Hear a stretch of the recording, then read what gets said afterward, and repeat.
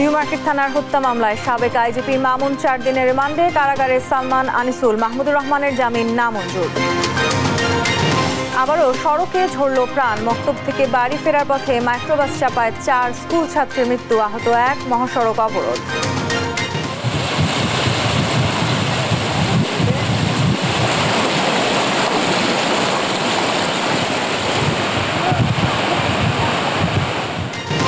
কাউনিয়া পয়েন্টে বিপদসীমার ওপরে তিস্তার পানি। রংপুর, কুড়িগ্রাম ও লালমনিরহাটে নিম্নাঞ্চল প্লাবিত, আতঙ্কে হাজারো মানুষ। অনিয়মের শেষ নেই এসপি মিজানের। ব্যক্তিগত কাজে ব্যবহার করতেন পুলিশ সদস্যদের। টিসিবির পণ্য আত্মসাতের অভিযোগ। হাসান নাসরাল্লাহ হত্যায় মধ্যপ্রাচ্যে উত্তেজনা। ঐতিহাসিক টার্নিং পয়েন্ট বললেন নেতানিয়াহু। প্রতিশোধের হুঙ্কার ইরানের।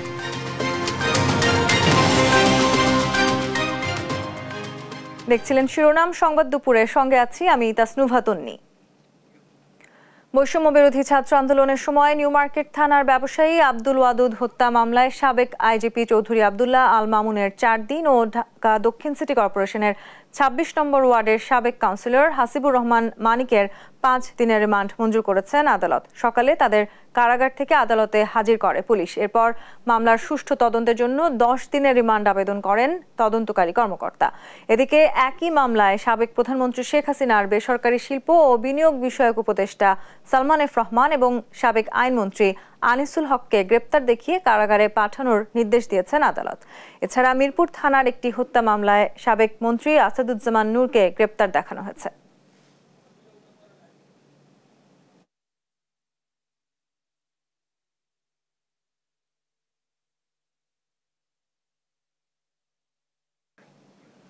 সাবেক প্রধানমন্ত্রী শেখ হাসিনার ছেলে সজীব অজেদ জয়কে অপহরণের মাধ্যমে হত্যার ষড়যন্ত্রের অভিযোগে করা মামলায় দৈনিক আমার দেশ পত্রিকার ভারপ্রাপ্ত সম্পাদক মাহমুদুর রহমানকে কারাগারে পাঠিয়েছেন আদালত। রোববার সকাল 10:30টার পর ঢাকার চিফ মেট্রোপলিটন ম্যাজিস্ট্রেট আদালতে হাজির হয়ে ওই মামলায় আত্মসমর্পণ করেন তিনি। সেই সঙ্গে আপিল শর্তে জামিন আবেদন করেন তিনি।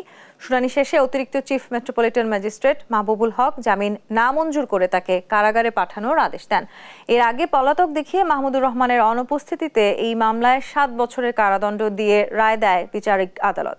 দীর্ঘদিন দেশের বাইরে থাকার পর গত শুক্রবার দেশে ফেরেন আমার দেশ পত্রিকার ভারপ্রাপ্ত এই সম্পাদক।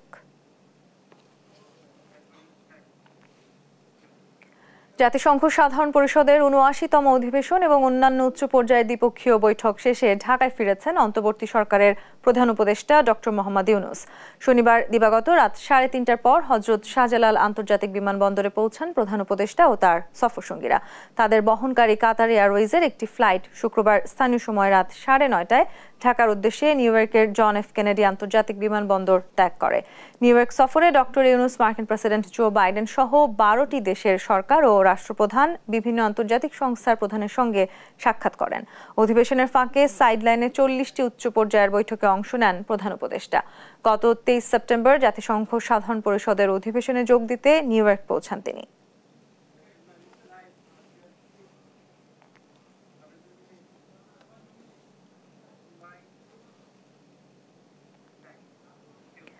দেশ টিভির বিরুদ্ধে মামলার প্রতিবাদে মানববন্ধন করছেন তিতুমির কলেজ সাংবাদিক সমিতি। সেখানে আছেন আমাদের সহকর্মী জান্নাতুল মোহনা। আমরা সরাসরি যুক্ত হচ্ছি তার সাথে। মোহনা, কি বলছেন মানববন্ধনকারীরা, বিস্তারিত জানাবেন।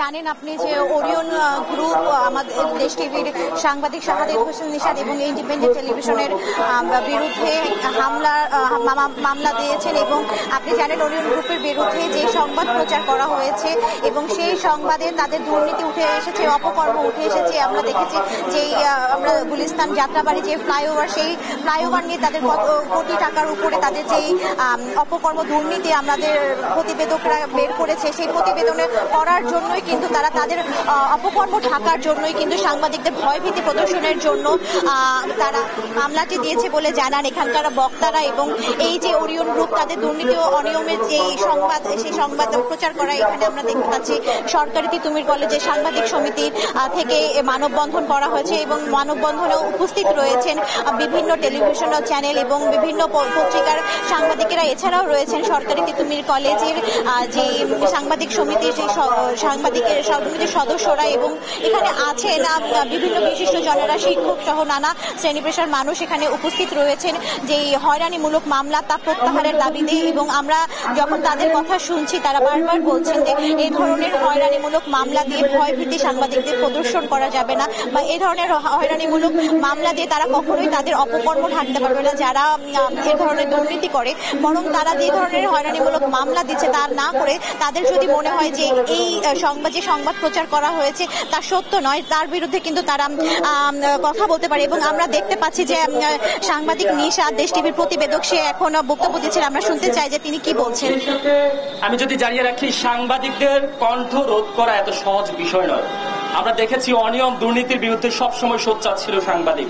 বস্তুনিষ্ঠ সংবাদ প্রকাশের ক্ষেত্রে আমাদের কণ্ঠস্বর সবসময় সুউচ্চে ছিল এবং থাকবে।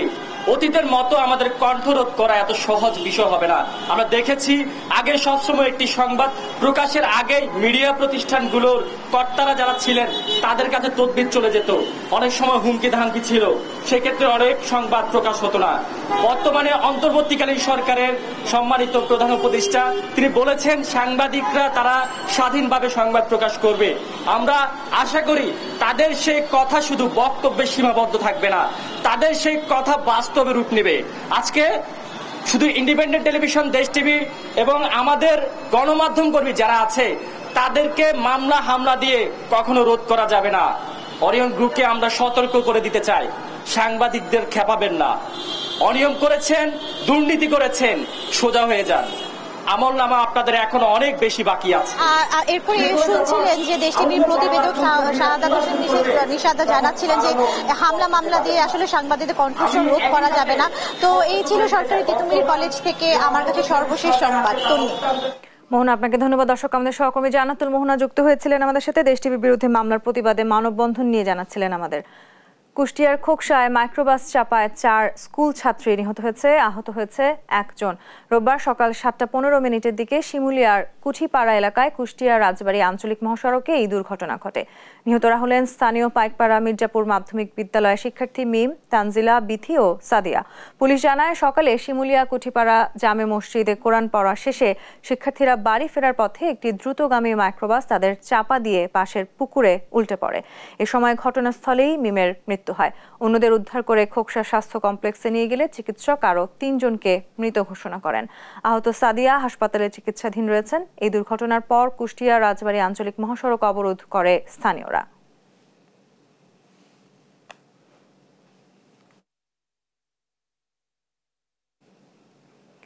উজানের ঝড় আর টানা বৃষ্টিতে বিপদসীমার উপর দিয়ে বইছে তিস্তার পানি। বাড়ছে ধরলা, দুধকুমার ও ব্রহ্মপুত্র নদের পানিও। রোববার সকাল 9টায় কাউনিয়া পয়েন্টে বিপদসীমার 31 সেন্টিমিটার উপর দিয়ে প্রবাহিত হয় তিস্তার পানি। প্লাবিত হয়েছে রংপুর, নীলফামারী, লালমনিরহাট ও কুড়িগ্রামের নিম্নাঞ্চল। অনেক বসতবাড়িতে উঠেছে পানি। রাস্তাঘাট ডুবে বিচ্ছিন্ন হয়ে পড়ছে যোগাযোগ। পানির চাপ বেড়ে যাওয়ায় বন্যা নিয়ন্ত্রণ বাঁধগুলোও ঝুঁকিতে পড়েছে। বন্যা ও ভাঙন আতঙ্কে দিন পার করছে নদী পাড়ের কয়েক হাজার মানুষ। ব্যাপক ক্ষতির মুখে পড়েছে রোপা আমন ও মৌসুমী ফসল।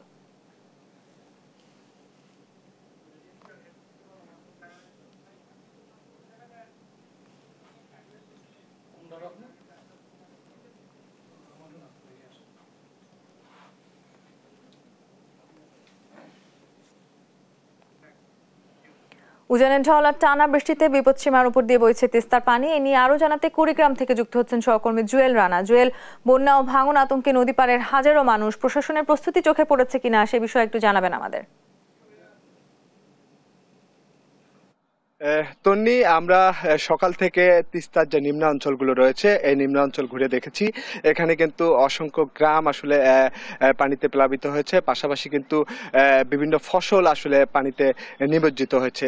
এই পানি হঠাৎ করে পানি বৃদ্ধির ফলে কিন্তু এখানকার মানুষ একটা দুর্ভোগে পড়েছে। পাশাপাশি কিন্তু মানুষের পাশাপাশি গবাদি যে পশুগুলো রয়েছে তারাও কিন্তু একটা কষ্টে পড়েছে, কেননা চারণভূমি আসলে তলিয়ে যাওয়ার ফলে কিন্তু ঘাস পাচ্ছে না এজন্য এখানকার যে গবাদি পশুগুলো রয়েছে তারা বিভিন্ন গাছ এর থেকে পাতা সংগ্রহ করে কিন্তু তাদের যে গবাদি পশুগুলো আছে এগুলোকে আসলে খাওয়াচ্ছে। এছাড়াও কিন্তু আমরা যদি বলতে চাই, আমরা কিন্তু সকাল থেকে বিভিন্ন এলাকা ঘুরেছি, এখন পর্যন্ত কিন্তু কোনো প্রশাসনের তৎপরতা দেখি নেই, কোথাও কিন্তু কোনো ত্রাণ সহায়তা বা শুকনো খাবার আসলে আমরা চোখে পড়ে নেই। এছাড়াও কিন্তু স্থানীয় প্রশাসন বলছেন যে তারা কিন্তু ইতিমধ্যে 6 শতাধিক পরিবারের আসলে তালিকা করেছেন। ইতিমধ্যে গতকালকে কিন্তু 100 পরিবারকে আসলে তারা শুকনো খাবার দিয়েছেন।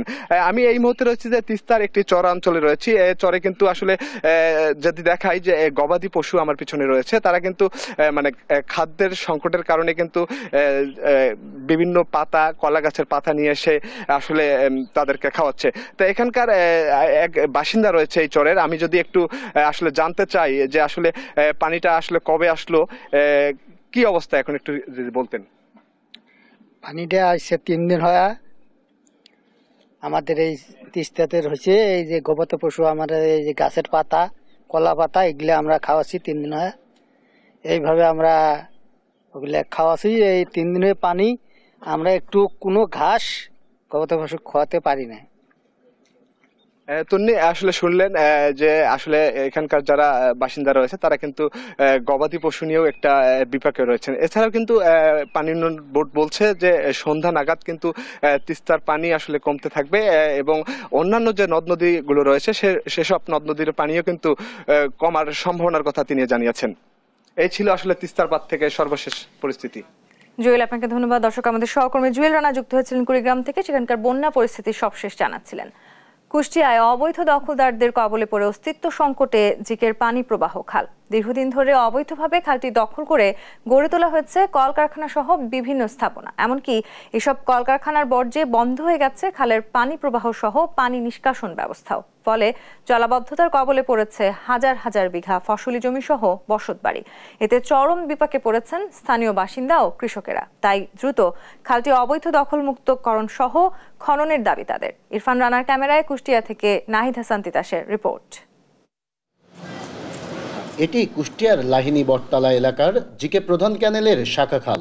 এই খালের মাধ্যমে এলাকার ফসলি জমিতে পানি সরবরাহ সহ হয় পানি নিষ্কাশন। তবে দীর্ঘদিন ধরে অবৈধভাবে এই খালটি দখল করে গড়ে তোলা হয়েছে কলকারখানা সহ বিভিন্ন স্থাপনা।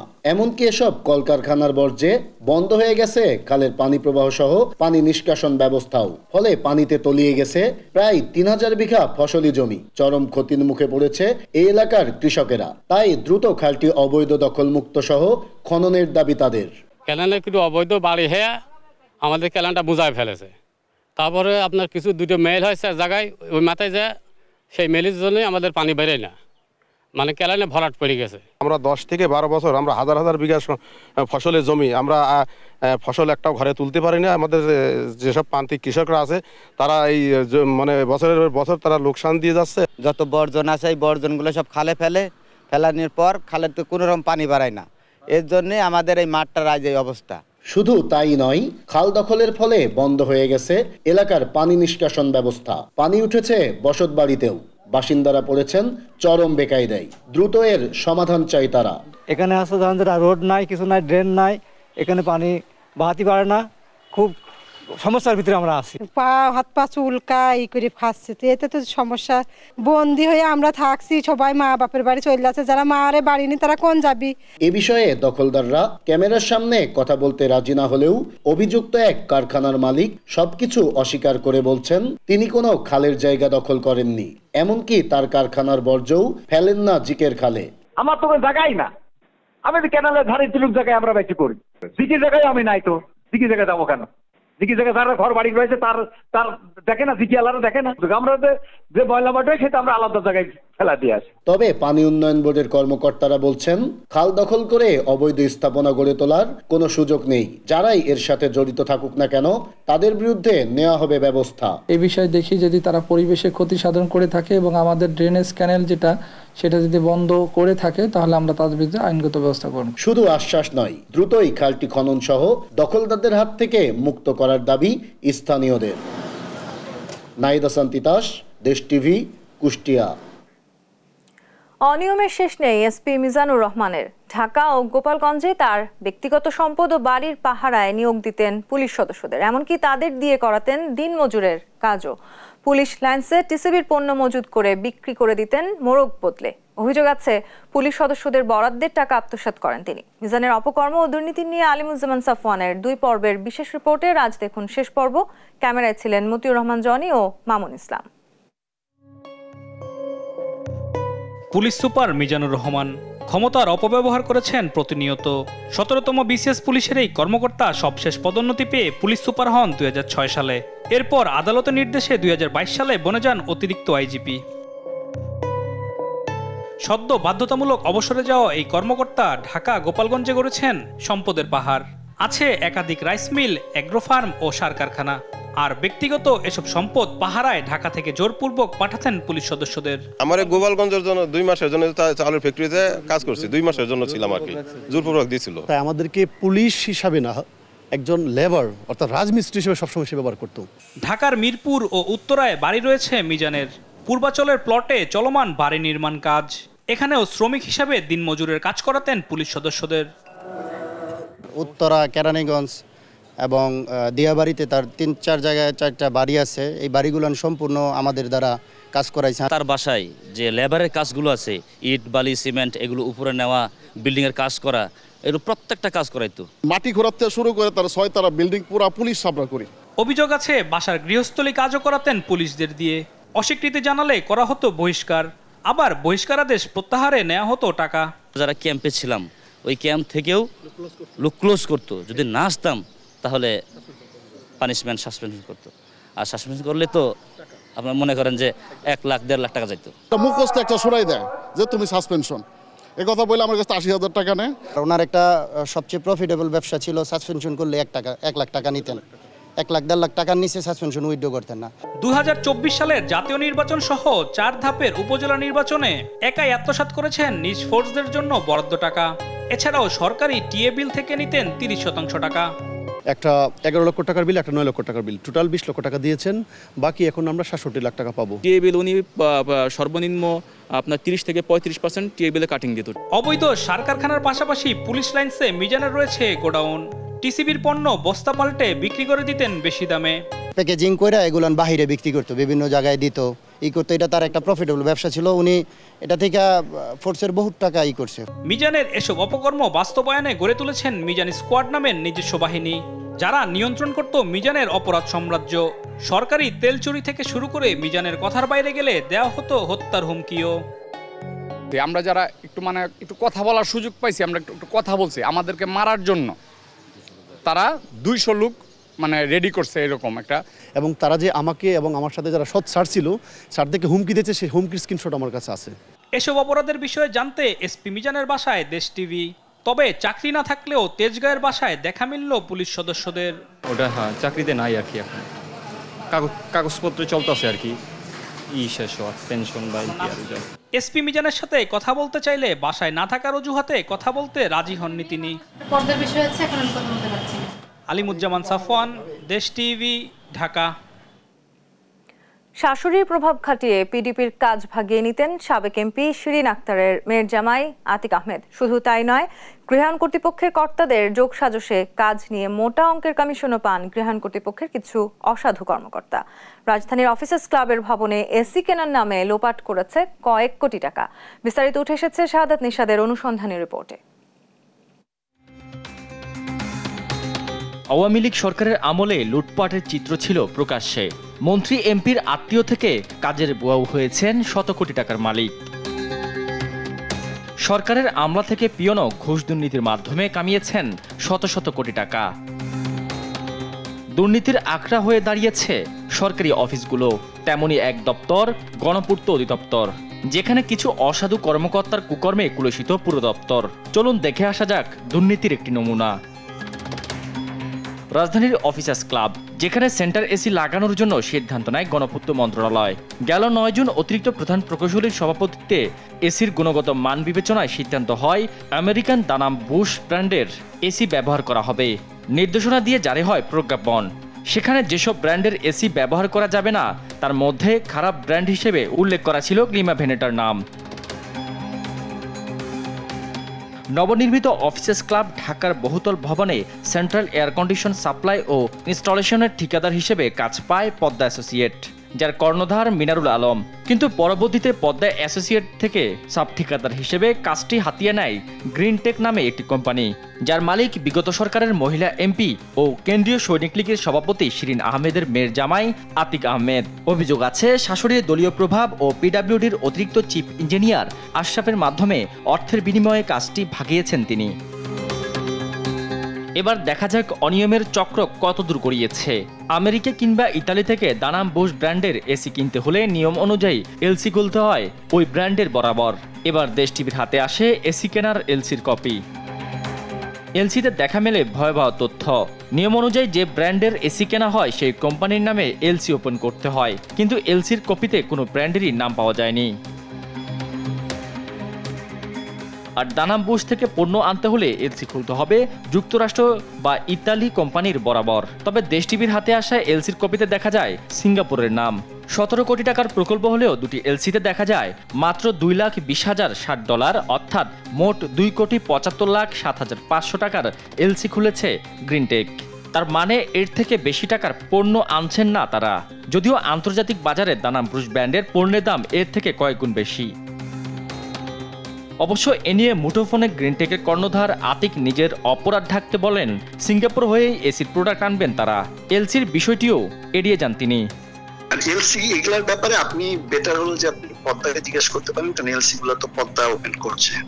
অভিযোগ আছে এই বাজেটের ভাগবাটোয়ারায় আছেন অতিরিক্ত প্রধান প্রকৌশলী মোহাম্মদ আলমগীর, তার সাথে রেখেছেন নির্বাহী প্রকৌশলী রাজু আহমেদ, উপবিভাগীয় প্রকৌশলী সঞ্জয় হালদার ও তত্ত্বাবধায়ক প্রকৌশলী তৈমুল আলমকে। প্রজ্ঞাপনের বাইরে এসির প্রোডাক্ট আমদানি করতে সিঙ্গাপুরে এলসি খুললেও গ্রিনটেক নিয়ে নীরব এই প্রকৌশলীরা। এ নিয়ে কথা বলতে গেলে পাওয়া যায়নি অতিরিক্ত প্রধান প্রকৌশলী মোহাম্মদ আলমগীরকে। একই সাথে ক্যামেরার সামনে কথা বলতেও রাজি হয়নি নির্বাহী প্রকৌশলী রাজু আহমেদ।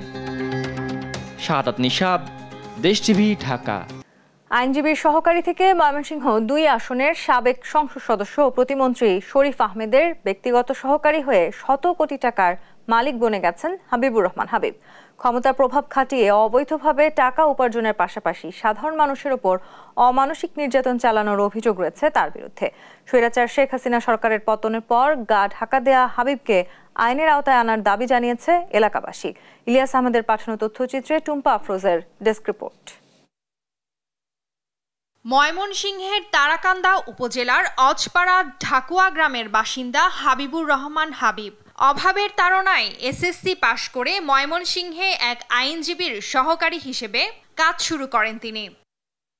এরপর 2014 সালে ফুলপুর তারাকান্দা থেকে শরীফ আহমেদ এমপি নির্বাচিত হলে তার ব্যক্তিগত সহকারী হন হাবিব। এরপর আর পেছনে ফিরে তাকাতে হয়নি তাকে। এমপি গৃহায়ন ও গণপূর্ত প্রতিমন্ত্রীর দায়িত্ব পেলে আরও বেড়ে যায় তার দাপট। নিয়োগ বাণিজ্য, তদবির এবং চাঁদাবাজি করে হাতিয়েছেন কোটি কোটি টাকা। গ্রামের বাড়ির 1 কিলোমিটার পূর্বে নির্মাণ করেছেন দৃষ্টিনন্দন গেট। বাড়িতে যাওয়ার কাঁচা রাস্তাও একাধিকবার পাকা করিয়েছেন তিনি। গ্রামে আলিশান বাড়ি, বাড়ির সামনে দৃষ্টিনন্দন মসজিদ, তারাকান্দা, ময়মনসিংহ এবং ঢাকায় একাধিক বাড়ি নির্মাণের পাশাপাশি কিনেছেন কয়েক একর জমি। এমনকি বিগত ইউপি নির্বাচনে প্রভাব খাটিয়ে নিজের পছন্দের প্রার্থীকে জেতানোরও অভিযোগ আছে তার বিরুদ্ধে। ঢাকা বাসা আছে 2টা, ঢাকা আছে 2টা, ময়মনসিংহ শহরে আছে 2টা, আর মনে করেন যে তারাকান্দা আছে, জায়গা জমি আছে বহুতার। আর এই যে মনে করেন যে বাসাটা করছে, গেট করে করছে, এটা তো প্রধানমন্ত্রীরও নাই এরকম। মসজিদ 2বার ভাঙছে, ভাঙিয়া লক্ষ কোটি কোটি টাকা কামাই করছে করে। আর একজনের জালা ডাক্তারের জমি 25 কাঠা এই জোরে দখল করছে। মনোনয়ন বাণিজ্য থেকে শুরু করে দুর্নীতি অনেক কিছুই করছে। রাস্তাঘাট একবারের বদলে 4বার পাকা করছে। আর ওই দিক থেকে তার নামে অনেক অভিযোগ। সরকার পতনের পর গা ঢাকা দেন হাবিব। এ বিষয়ে তার ভাই রফিকুল ইসলাম জানান, আইনজীবীর সহকারী থাকা অবস্থাতেই অর্থবিত্তের মালিক হয়েছেন হাবিব। তার বাড়ি তার আলাদা টেয়াদা করছে, চাকরি করিয়া করছে আলাদা, আগে চাকরি করিয়া, আর পিএইচডি করে বাড়ি করছে না। দ্রুত দুর্নীতিগ্রস্তদের আইনের আওতায় এনে বিচার করা দরকার বলে মনে করেন দুদকের সাবেক আইনজীবী। তদন্ত হতে পারে, আইনানুগ ব্যবস্থা নেওয়া উচিত, বর্তমানে যে একটি সরকার আসছে, এই সরকার নিরপেক্ষভাবে কাজ করতেছে এবং অনিয়ম দুর্নীতি যেগুলো আছে এগুলোর ব্যাপারে কঠোর পদক্ষেপ নেবে বলে আমি মনে করি। সাবেক প্রতিমন্ত্রী শরীফ আহমেদের প্রভাবে হাবিব আত্মসাৎ করেছেন সাধারণ মানুষের শত শত কোটি টাকা। এসব টাকা ফেরত না পেলে হাবিবের বিরুদ্ধে মামলা করবেন বলে জানিয়েছেন ভুক্তভোগীরা। নিউজ ডেস্ক, দেশ টিভি। দেশের 12টি সিটি কর্পোরেশনের সব কাউন্সিলরদের অপসারণ করেছে সরকার। বড় সিটি কর্পোরেশনে কাউন্সিলরদের দায়িত্ব সরকারি কর্মকর্তাদের দেয়া হলেও ছোট সিটি কর্পোরেশনগুলোতে শুরু হয়েছে বিপত্তি। জনবল সংকটে কাউন্সিলর কার্যালয়ের সেবা থেকে বঞ্চিত হচ্ছেন সাধারণ মানুষ। বিএনপি নেতাদের দাবি, হাসিনা সরকারের পতনের পরই গা ঢাকা দেন কাউন্সিলররা। শফিক মুন্সির রিপোর্ট। সরকারি সিদ্ধান্তে গেল বৃহস্পতিবার দেশের সবকটি সিটি কর্পোরেশনের কাউন্সিলরদের অপসারণ করা হয়, আর গেল আগস্টে অপসারিত হয় মেয়ররা। নাগরিক সেবা নিশ্চিতে এসব পদের দায়িত্ব দেওয়া হয় সরকারি কর্মকর্তাদের। বড় সিটি কর্পোরেশনগুলোতে সমস্যা না হলেও ছোট ছোট সিটি কর্পোরেশনে জনবল সংকটে কাউন্সিলরদের জায়গায় অন্যদের দায়িত্ব দেয়া নিয়ে বেঁধেছে বিপত্তি। মানের অফিসার এখানে আছে, সেই মান দিয়ে তো আসলে জনসেবা করাটা খুব কঠিন হবে। Dhaka city corporation, Chittagong city corporation, এখানে তো শত শত কর্মকর্তা, তাদের ওই 90টা ওয়ার্ডে লোক দেওয়া তাদের জন্য কোনো সমস্যা না, তাই না? কিন্তু এটা তো আমাদের জন্য ভীষণ সমস্যা। সিটি কর্পোরেশনগুলোর এমন সংকট ও কাউন্সিলরদের অনুপস্থিতি ভোগান্তিতে ফেলেছে নগরবাসীকে। বাচ্চার যে জন্ম নিবন্ধন এটা করবো সেটাও ঠিকভাবে পারতেছি না। বয়স্ক ভাতা আছে, তারপরে ওমেন্সের কার্ডের, চাউলের কার্ডেরই আছে, তারপরে মশা আছে, ডেঙ্গু, তারপরে ড্রেন পরিষ্কার হইবে না। গণহারে বাদ দিলে পাবলিকের তো অবশ্যই সমস্যা হবে। গণহারে প্রত্যাহার করাটা আমি মনে করি ঠিক হয়নি। তবে বেশিরভাগ মেয়র ও কাউন্সিলররা রাজনৈতিক পট পরিবর্তনের পর লাপাত্তা হয়ে গিয়েছিলেন বলে দাবি বিএনপি নেতাদের। আমরা তো পালিয়ে যাইনি, যারা পালিয়ে গেছেন তারা ভোটে নির্বাচিত ছিল, আর্টিফিশিয়াল বা পাতার নির্বাচনে তারা নির্বাচিত, এই জন্য তারা পালিয়ে গেছে। নির্বাচনে কারচুপি করছে, কারচুপির কারণে তার মনের ভিতরে ভয় হয়েছে, এই জন্য সে গা ঢাকাতেছে। এখন নাগরিক সেবা নির্বিচ্ছিন্ন রাখতে সরকারকে দ্রুত পদক্ষেপ গ্রহণের পরামর্শ সচেতন মহলের। অতিরিক্ত জনবল ট্রান্সফারের মাধ্যমে এই ক্রাইসিস ম্যানেজমেন্টে সহায়তা করতে হবে এবং সব থেকে বড় সমাধান হলো খুব দ্রুততম সময়ে স্থানীয় সরকার নির্বাচনের আয়োজন করতে হবে। সংকট কাটিয়ে শিগগিরই শতভাগ নাগরিক সেবা নিশ্চিত করবে সিটি কর্পোরেশনগুলো, প্রত্যাশা নাগরিকদের। শফিক মুন্সি, দেশ টিভি, বরিশাল।